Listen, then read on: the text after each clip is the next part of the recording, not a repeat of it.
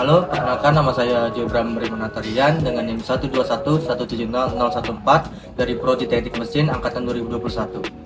Halo, nama saya Erla Anwar dengan NIM 121170076 dari Prodi Teknik Mesin Angkatan 2021. Perkenalkan, nama saya Novel Mutimufid dengan NIM 121170113. Saya berasal dari Prodi Teknik Mesin Angkatan 2021. Pengukuran laju aliran fluida. Alat-alat ukur instrumen yang dipergunakan untuk mengukur dan menunjukkan besaran suatu fluida disebut dengan alat ukur fluida. Alat ukur aliran fluida dari dua bagian pokok, yaitu pertama itu ada alat ukur primer. Yang dimaksud itu alat ukur primer adalah bagian alat ukur yang berfungsi sebagai alat perasa atau sensor. Dan yang kedua itu alat ukur sekunder, sedangkan alat ukur sekunder adalah bagian yang mengubah dan menunjukkan besaran aliran yang dirasakan. Salah satu alat ukur fluida yaitu venturimeter, dan venturimeter ini adalah alat yang berdasarkan pada tabung venturi, yaitu alat yang dipasang dalam suatu pipa aliran untuk mengukur kelajuan cairan, dan alat ini bekerja berdasarkan efek venturi.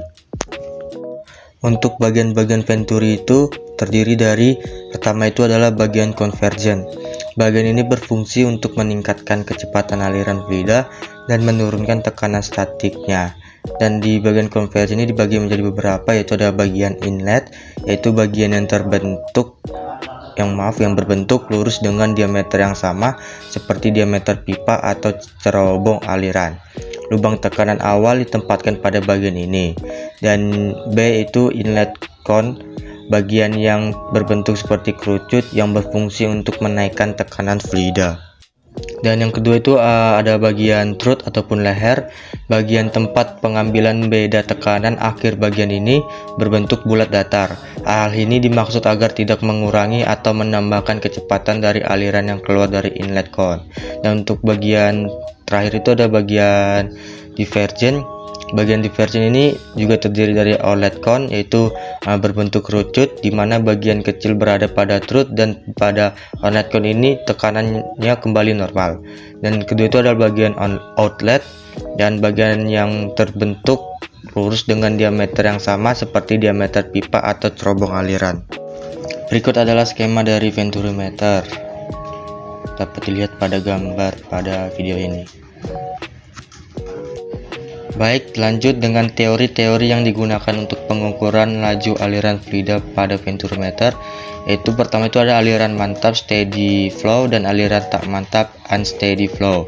Untuk aliran mantap yaitu apabila jumlah fluida yang mengalir persatuan waktu adalah konstan, sedangkan aliran tak mantap yaitu apabila jumlah fluida yang mengalir persatuan waktu adalah tidak konstan atau berubah. Dan untuk persamaan kontinuitas itu, untuk aliran mantap, massa fluida yang melalui semua bagian dalam aliran fluida persatuan waktu adalah sama, dan untuk persamaannya adalah ρ1 dikali A1 dikali V1 sama dengan ρ2 dikali A2 sama dengan V2. Ρ itu artinya massa jenis, A artinya luas penampang, dan V artinya kecepatan.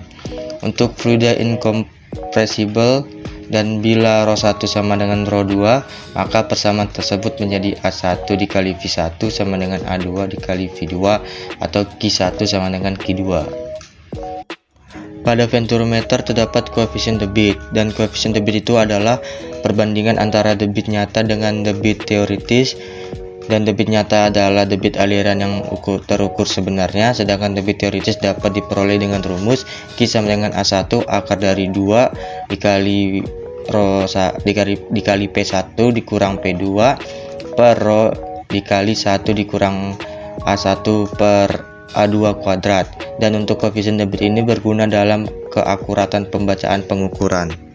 Dan untuk prinsip kerja serta mekanisme kerja dari venturimeter tanpa manometer, prinsip kerja venturi tanpa manometer ini berdasarkan pada asas Bernoulli yang berbunyi, pada pipa mendatar atau horizontal, tekanan fluida yang paling besar adalah pada bagian kelajuan, alirnya paling kecil, dan tekanan paling kecil adalah pada bagian kelajuan, aliran paling besar.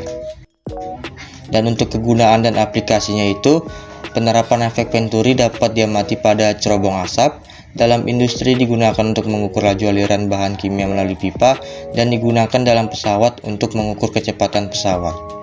Dan untuk kelebihan dan kekurangannya, itu ada kelebihan. Pertama itu pembacaan pengukuran lebih akurat, dapat digunakan untuk pengukuran fluida dengan aliran yang kecil. Sedangkan untuk kekurangan itu harganya mahal, dan yang kedua itu memerlukan ruangan yang besar dan rasio diameter throat dengan diameter pipa tidak dapat diubah. Untuk sebuah venturimeter tertentu dan sistem manometer tertentu, kecepatan aliran yang dapat diukur adalah tetap, sehingga jika kecepatan aliran berubah maka diameter throatnya dapat diperbesar untuk memberikan pembacaan yang akurat, atau diperkecil untuk mengakomodasi kecepatan aliran maksimum yang baru. Di sini saya akan menjelaskan alat-alat yang akan digunakan untuk mendukung terbuatnya venturimeter sederhana. Seperti pada ini yang saya pegang ini ya, botol. Yang pertama itu kita memakai botol yang 1,5 liter sama yang 500 mm. Nah, habis itu kita gabungin lah seperti bentuk ini dengan bantuan lem supaya tidak ada kebocoran pada air nanti. Ini ada lubang sini, di sini nanti air yang nanti akan masuk. Lalu alat kedua itu ada gunting. Nah, gunting ini pasti untuk memotong bahan-bahan. Nah, itu ada korek. Ya, tadi kita kan pakai lem tembak ya, karena tidak ada lem tembaknya, kita pakai korek aja untuk melelehkan lemnya. Lalu ada spidol untuk menulis bulatan-bulatan yang akan digunting nanti.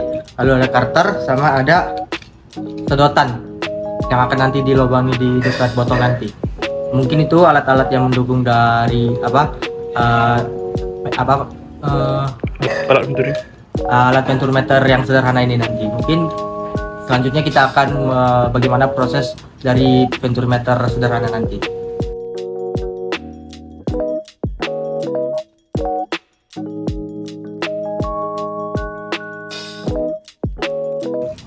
Di sini sudah terlihat ada sebuah alat venturimeter sederhana yang mana nanti kita akan melihat perbedaan ketinggian antara pipet 1 dan pipet 2 di gelas penampang yang berbeda. Sekarang kita masukkan dulu air mengalir.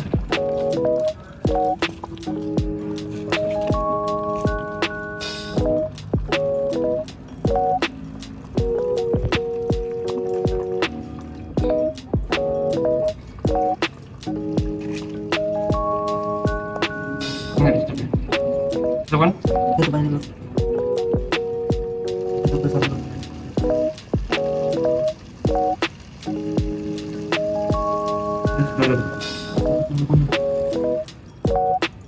Nah, di sini bisa kita lihat perbedaan ketinggian air yang bakal dihasilkan oleh dua penampang yang berbeda.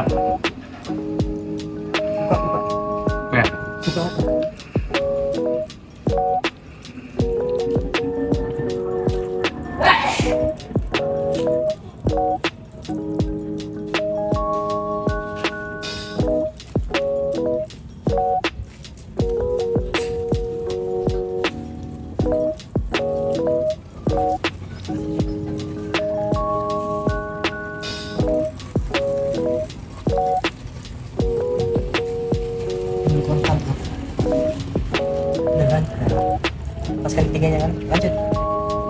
Di sini dapat kita ukur dari kedua penampang yang berbeda.